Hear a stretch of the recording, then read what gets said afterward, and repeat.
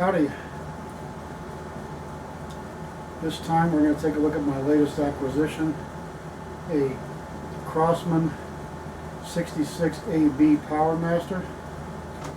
I finally found one, courtesy of a want to buy ad I put on gateway-to-airguns.org, of which I'm a member, of course. And one of the members sold me one that had all the screws for that hold the barrel sleeve in place missing. The entire rear sight assembly was gone, screws and all. And the white spacer for the grip cap, in other words, the pistol grip on the buttstock, the part down here that covers that hole where you use that big screwdriver to take the stock bolt tighter loose. Well, I got all that stuff. Shiny new old stock from Mike Baker in Montana. He carries parts and repairs and replaces things and all that sort of thing. Matter of fact, he gave me 2 of his cards: buy, sell, repair, Benjamin, Sheridan, Crosman. You got a lot of new old stock Crosman parts. He told me once he's even got enough complete parts to build 10 brand new Crosman 622s. At that time, I don't know how many parts he's actually got left, but yeah, he's at Peter_built78@hotmail.com. I'll put that email and phone number in the description below. So, since we got the parts in today instead of tomorrow, I'll show you what all we go through to install the missing parts and such here. Okay, so just to refresh, here's what it looked like when I first got it, cleaned it up and mounted that Optima scope on it with the Gammo high-rise mounts. And looking pretty decent shape. But you can see where the screws and stuff are missing. And here is the padded envelope that the screw sight and the other guide plate thing came in, spacer. And here's the guide plate spacer right here. Brand new old stock. And here's where it goes. You can see the hole where you got to stick the screwdriver for the stock bolt. Then here is the cap on the left and the cap spacer on the right.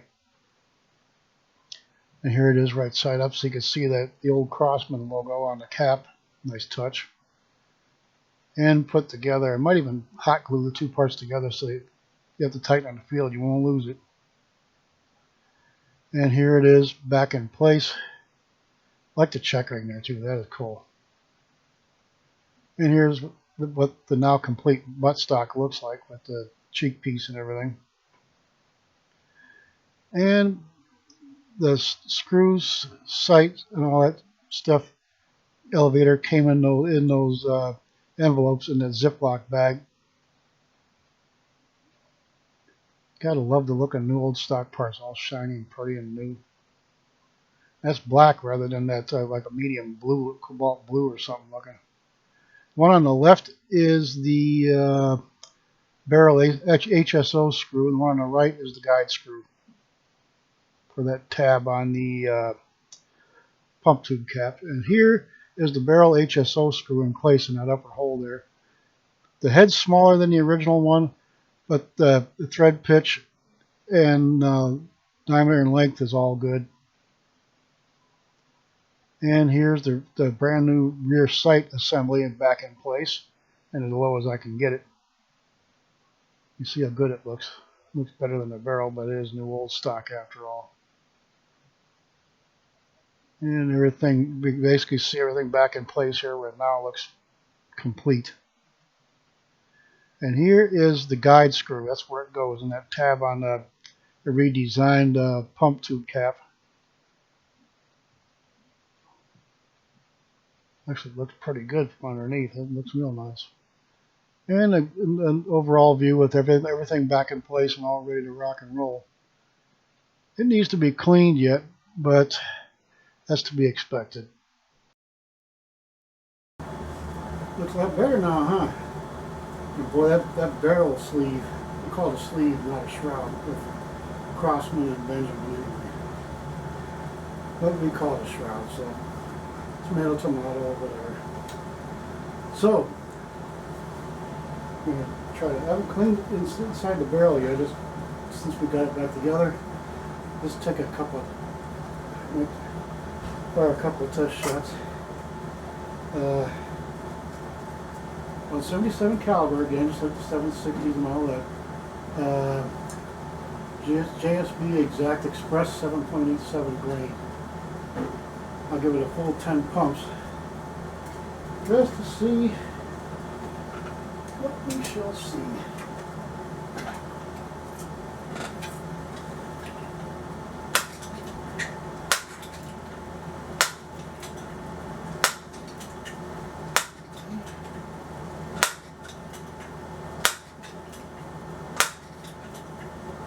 Ooh, that thing's pumping hard. Very good sign, folks. Let's see if I can get my bass player finger in here.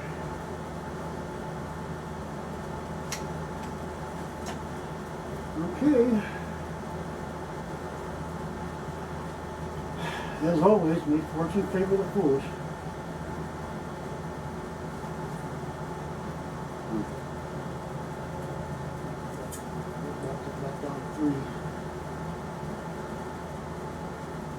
Three powers, almost perfectly clear at a couple yards from the backstop too, by the way.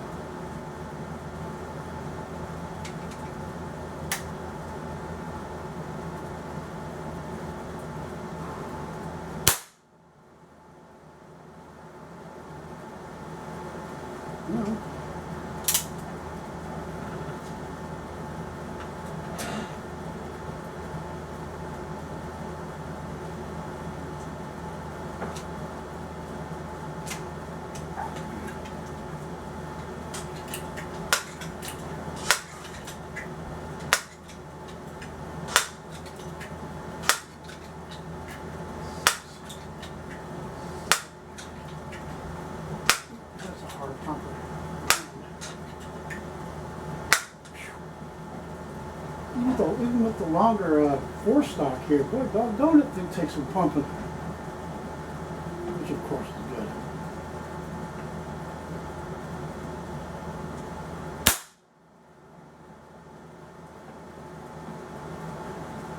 Well, it shoots. Nice little 177 size hole in the backstop. The last one I put hole in a hole with some holes that were already there from the last time I was testing on them. So now we know it shoots, and it sounds normal, but here it is.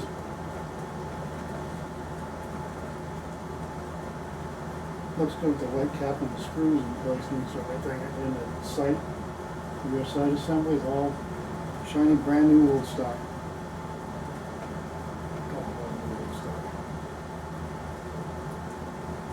Not from the scope ain't bad either, for you considering it's fixed and everything, 25, 30 yards, 30 yards or something like that. But anyway, flip side.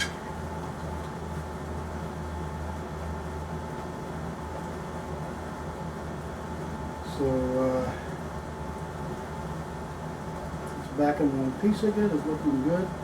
It pumps very firmly when you get around 7-8 strokes.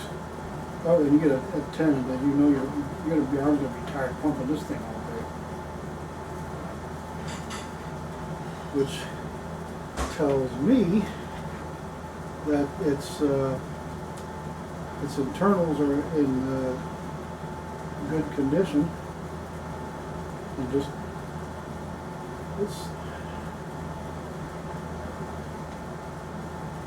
scratched here and there, needs to be touched up. Might just re-blue the barrel shrub. You can see rust pits and everything. Even the digital camera makes some of these rust spots look a lot worse than they really are. They're actually darker than what the flash it shows when the flash works. And I can take this shroud off, strip it down, polish it, and re-blue that, and it'll look more normal to the rest of it. Looks more blackened than blue, to put it that way. Even the rear sight parts here, and the screws and stuff are black. Doesn't have that medium blue kind of sheen to it, like some blue chemicals do. But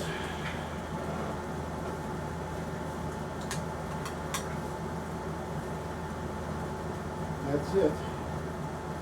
It's back together and it shoots. And for now, next time, or in a future show, we'll run through the chronograph. But the problem with Caldwell chronographs is 177 caliber pellets are a bit small for the thing to register. That's why he told me that's much trouble. I said, well, I didn't hardly get any errors at all in the beginning, and as time went on, it just kept getting worse. So I got a new one, and we'll try that. Oh, and I want to show you a picture of a new one I got coming here. A buddy of mine, Junior Sumatra, called it, said it was a model Genesis 177, Genesis 77 or something like that. I think he meant 177 caliber.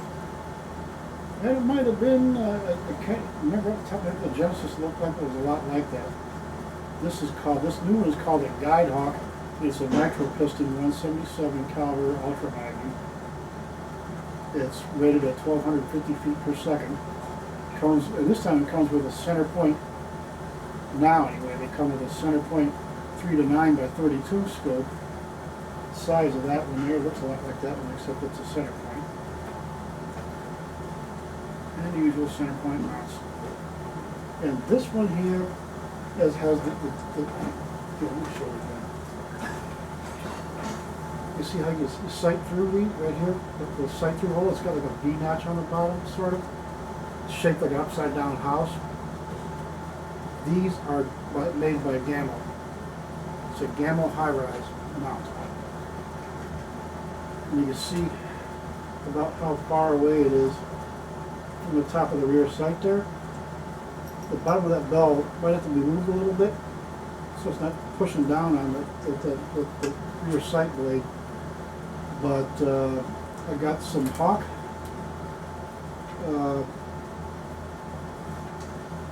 I'll use for 3/8, anywhere from 3/8 to 11.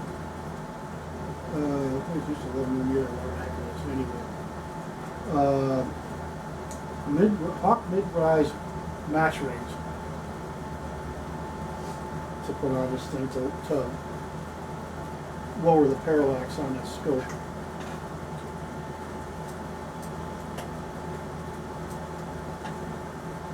And that should improve the long-range sighting. The moving the two center lines between the scope and the bore center line closer together. Doesn't help much, but it helps. It'll take a while to get away. So anyway, here's a look at the Guide Hawke nitro piston 177 ultra magnum. And I got it. $199.99 gun on clearance at Midway USA for $70. You can't beat that with a stick. So anyway, here it is.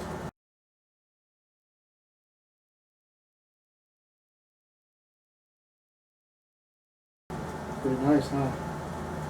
It looks like the barreled action from the Trail NPXL 1500 stuck in a Quest stock with some nice checkering. It's got the barrel shroud and the welded weaver rail,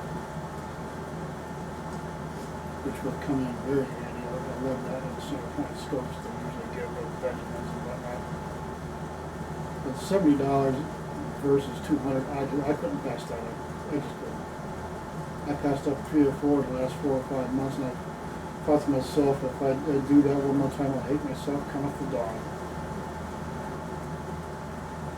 That was another one that nice looking Crosman that they probably don't make anymore.